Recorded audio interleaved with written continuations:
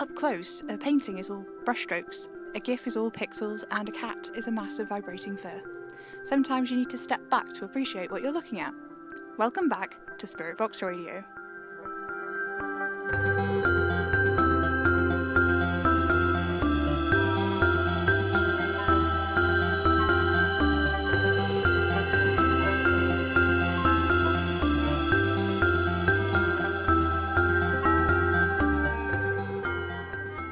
Hello, faithful listeners. I only just got back from New York a couple of hours ago, so hang on, bear with me.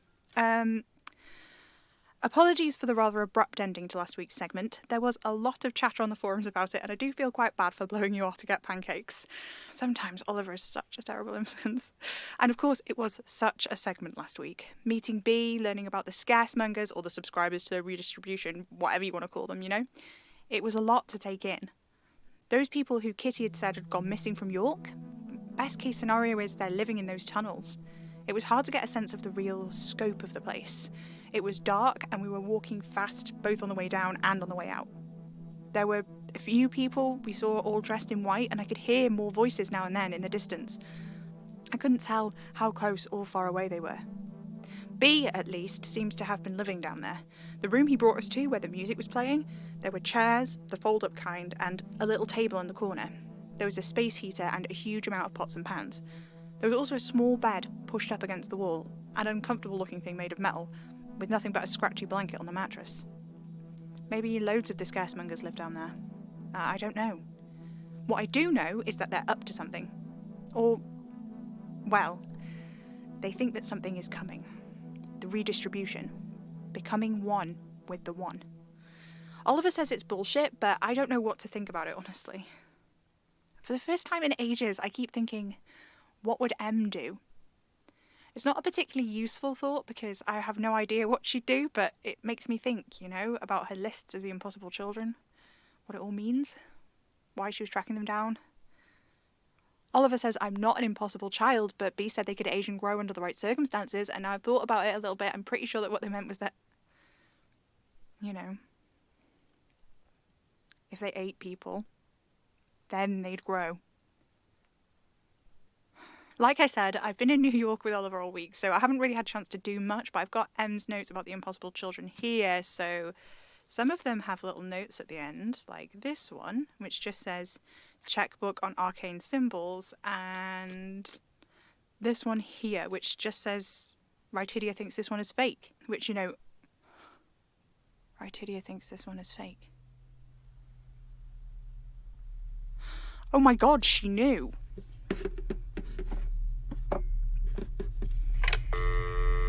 Rytidia,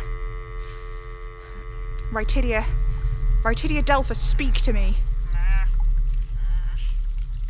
Hello? What is this? Speak to me, bog witch. Whoa there, Samael. Someone's clearly boiled your bog water. What can I... I'm not interested in your insults and petty complaints. Tell me what you know about the impossible children. What? Why are you asking me? I don't know. Not yet, but you're going to tell me. You found her journals. They aren't just hers. Some were your great-grandmother's. Why? Why were they collecting information about the impossible children? My Marie, I could take a guess at, but her grandmother? No idea. Tell me about M, then. She found her grandmother's journals. And what? She wanted to know more just from that? Well, no, not exactly. She didn't find them until after her grandmother died, and didn't take an interest in them until after, No, that's not yours to know. After what? The summer solstice in 1988. Why did I tell you that? I didn't want to tell you that. What's important about that day? Lots of things. It was the solstice, for starters. Rytidia, what happened on the summer solstice in 1988? I don't know why it's so important. What happened that day? I don't see how that's any of your business, Samael. Rytidia, tell me what happened to Madame Marie on the summer solstice in 1988. All right. She heard a prophecy. What prophecy? That she would bear a child who could best the one who walks here and there. What? You pester me that much, and then don't bother to even listen to my answer. You concrete cretin. You pain, ignoramus, you... Stop it! What happened after she heard that prophecy? Did she go and try and seek out the man in the flat cap and shell suit? The who? Oh. The man who walks here and there. No, that was before. So, what? What changed after she heard the prophecy that made her look for the impossible children? I think she thought it was a way out. She made her deal for power, though I didn't find any of this out until many years later when she was already pregnant with you. She could tell almost immediately something was off about the whole thing. Of course, if she'd had any sense, she'd have known that before making the deal in the first place. Her crystal ball, he gave it to her, you know. But it didn't work like any crystal ball I ever knew. Horrible thing. Full of spite. She was powerful, but there were, caveats to it. So as soon as she thought there might be a way out of it all, she went looking for the nearest witch with the means to, facilitate. And she had Anna in December 1989. And Katerina, November 1990. I am aware. But then she stopped. She preferred women. And women with the, means to facilitate a pregnancy are trickier to find if you're in a hurry. So she stopped after Anna and Kitty because she couldn't be bothered. What does any of this have to do with the impossible children? Answer me, Rotilia. No! Would you stop? I don't like this. I don't know. I can't refuse you. I know, I'm sorry. I'm trying to keep it in check, but it's a nightmare and I'm angry. I know that's not an excuse. I'm trying to keep a lid on this. I swear it. Please, by your own willing consent, will you explain to me why Madame Marie stopped trying to have this prophesied child after she had Kitty? Bloody arcanists, I swear. I should have stayed miles away. As it is, just so happens your great-grandmother's apothecary was the closest for me to access, and I did get fond of the little Marie after a while. Don't think I'm telling you this because you have a right to know. You don't. This was Marie's private life. For all her broadcasting, she always was pretty private. Sad, if you ask me, but that's arcanism all over. That's why the show made her so unpopular with other arcanists, you know? Oh, they'll talk with each other, swap tips, trade ideas for categorization, but they don't make communities. They don't talk to one another, not on a personal level. Arcanism says that all magic is about intent, and arcanists, well, they want to keep you as in the dark as possible on whatever they might be intending. It's part of the power, you know, the anticipation.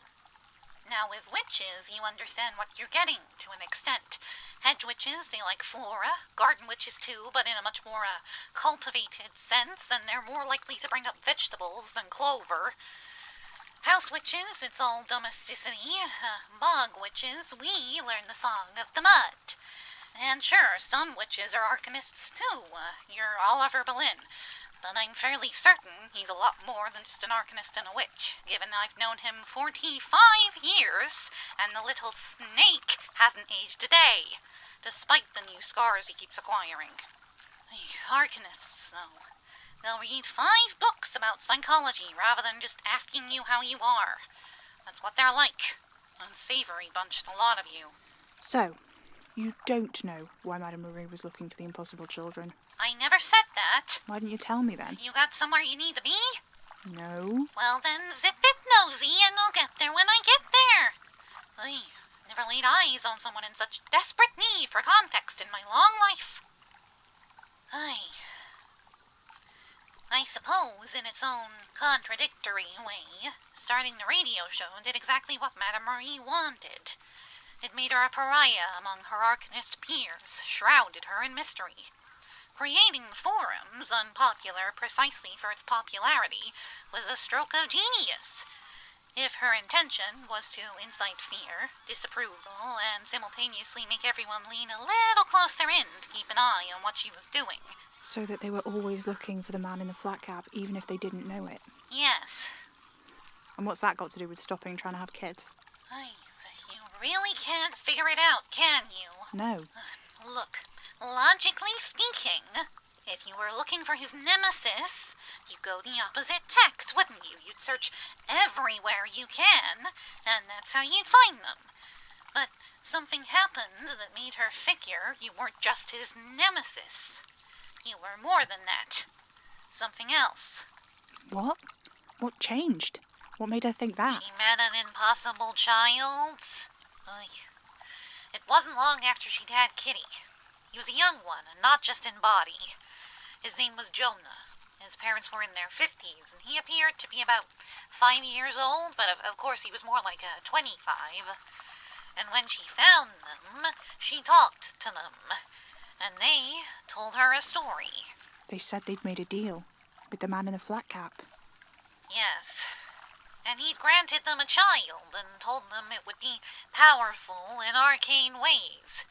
They agreed, desperate as they were, and actually pretty excited to have a gifted kid. Jonah was born. He seemed normal at first, but for a few oddities. He knew Latin? He could do things? Exactly. But then, one day, he just stopped. They didn't notice for a year or so, of course.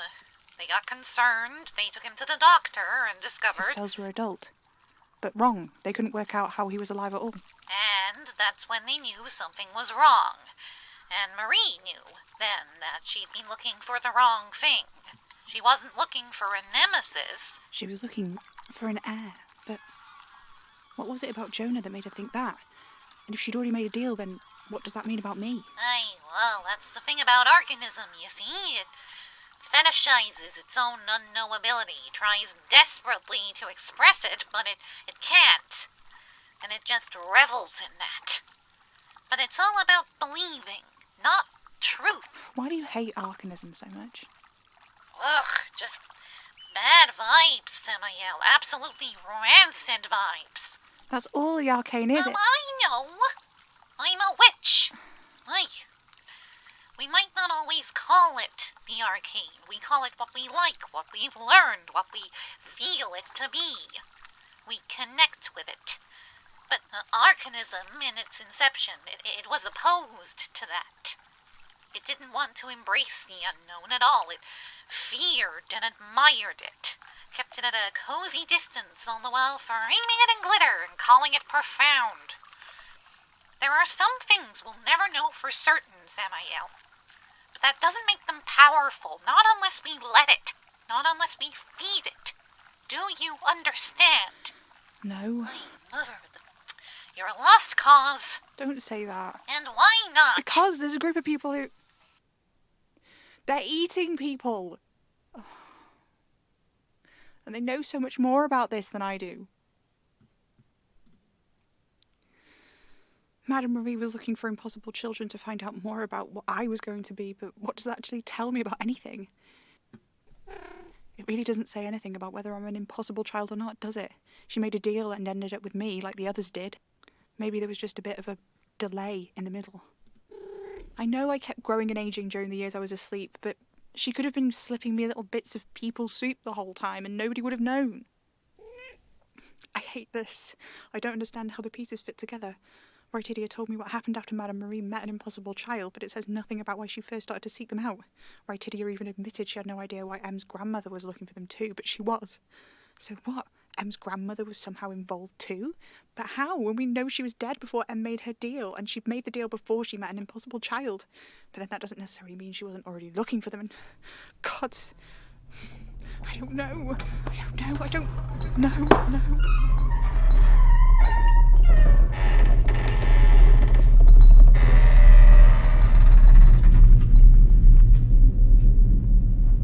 Hevel?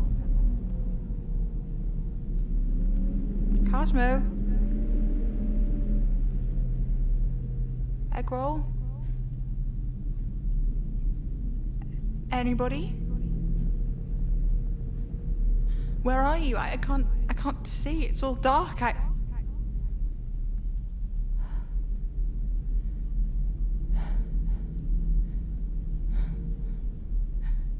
Hello?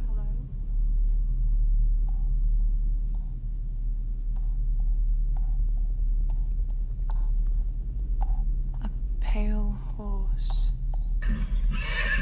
But where is your rider? Where are you going? Don't leave me here. Hello? Oh. What's this? One of the True Arcanist tarot cards. Huh. The Unrelenting. Oliver's card. What? No. It's the skull and the crown, but... Wait. Inside the skull... The heart from the Unrelenting card. I can just see it through the sockets. The chains are in the roses. What on earth?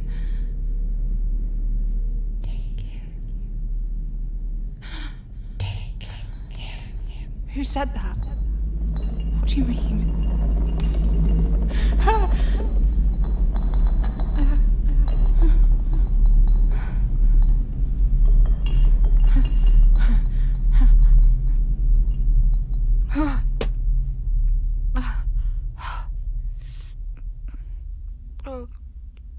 Oh God, my nose. Oh, there's blood everywhere. Hang on, Revel.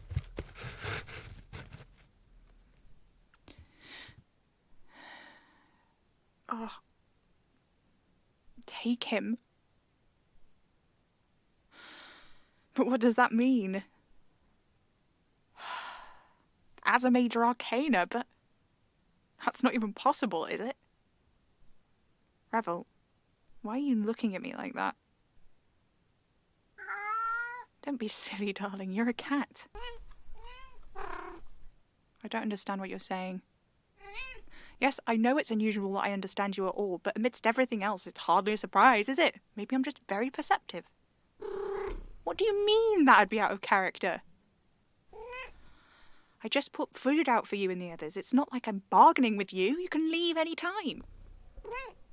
Well, I'm glad you don't want to. I mean, I don't know. You, Cosmo and Agrol were the first I let in, that's all. I'd been feeding you before Madame Marie died, remember? Cans of tuna now and then. Madame Marie thought it was weird when I started asking for them from the shops, what with the whole mostly vegan thing, but I couldn't just leave you out there to starve, could I? You kept coming, even before I was feeding you. Well, when you put it like that, you are the most talkative, and Cosmo is the most thoughtful, and Eggroll rolls around and smells a lot like egg. But he was named after the little pastries you get from Chinese takeout places, not a rolling egg. You're not Major Arcana. You didn't die in the fire, you're fine. That little girl was holding you. Yes, I know, but I can't. I can't possibly. Stop. I can't think about this right now, and why cats? What's the point of... Ugh. Anyway, even if what you're saying is true, that doesn't mean it'd work with people. Mystery straight up said I couldn't do it before. They said it didn't work. They're a weird detached forum ghost now, and Beth and Emily and all those other ghosts, they're just trapped in there, sort of detached, just waiting. I can't do it. Even if I can suspend a cat, which I don't know that I can't do it to a human. I've proven that. And Oliver's not just a human anyway, he's already a Major Arcana, and... Even if I could, even if it was possible, if I could take his deal and make him my Major Arcana instead of the man in the flat caps, I'd be in charge of his deal. It would be my fault he's still here, and I think I make him happy, but do I make him happy enough that he wouldn't ask me to let him go? I can't. I couldn't. No. I won't. I can't. And besides, how would it even be between us if his deal belonged to me? Would he be like Beth? Meant to help me? Maybe it would break the taboos. All those things you can't say. Maybe you could say them. Maybe it could all come pouring free and those answers would be there and the stones between us could be picked up and thrown aside and I could know him properly, the way he knows me, secrets and all. And I mean, sure, he's a good follow, but but he'd be bound to me somehow, against his will. Even if he did want me to do it, what if he changed his mind? What if he wanted to leave but he couldn't? What if he couldn't even think about changing his mind because there's too much funky magic involved and he's stuck, and it's not the me anymore that's keeping him, it's the magic, and I'm exploding things. Great. Okay. Breathe in. Breathe out. It's fine. It's all fine. I'm fine. Everything is fine. It doesn't even matter because there's no way I could do it. I can't. I couldn't. There's no way. I'm just me. And I'm the heir apparent, but I'm still me. Whatever that means. But it means something. And maybe I'm not as useless as Madame Marie always said, but I couldn't do that, could I? Could I? No, I couldn't.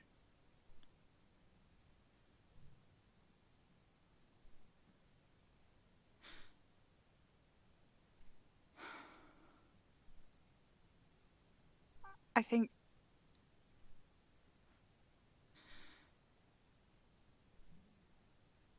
he taught me how of naming the other cats. If what you say is true and naming you is part of it.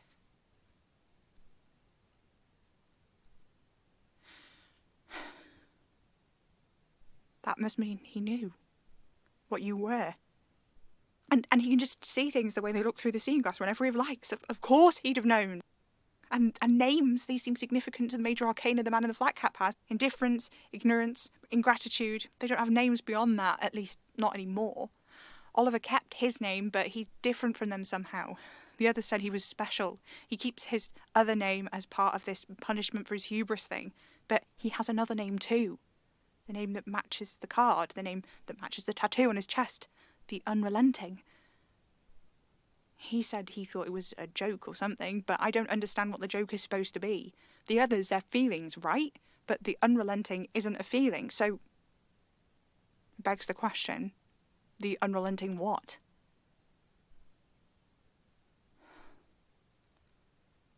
Oh, gods. He listens to the show. He listens to the goddamn show.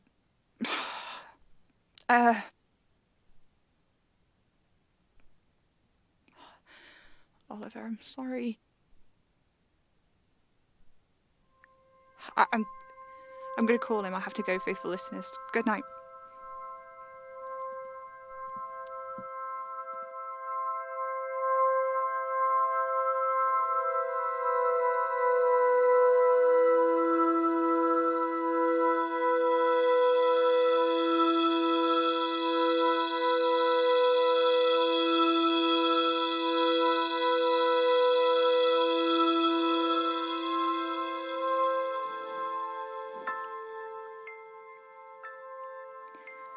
Spirit Box Radio is a podcast created by Pippin Ava Major, distributed by Hanging Sloth Studios under a Creative Commons non-commercial share-alike 4.0 international license. This episode starred Pippin Ava Major as Sam, Ripley Leatherbarrow as Brightidiodelphus, and an assortment of cats as Revel. Find more info at hangingslothstudios.com and consider supporting the show on patreon.com/hangingslothstudios for early access to new episodes and shiny bonus content. Spirit Box Radio is recorded in front of a dead studio audience.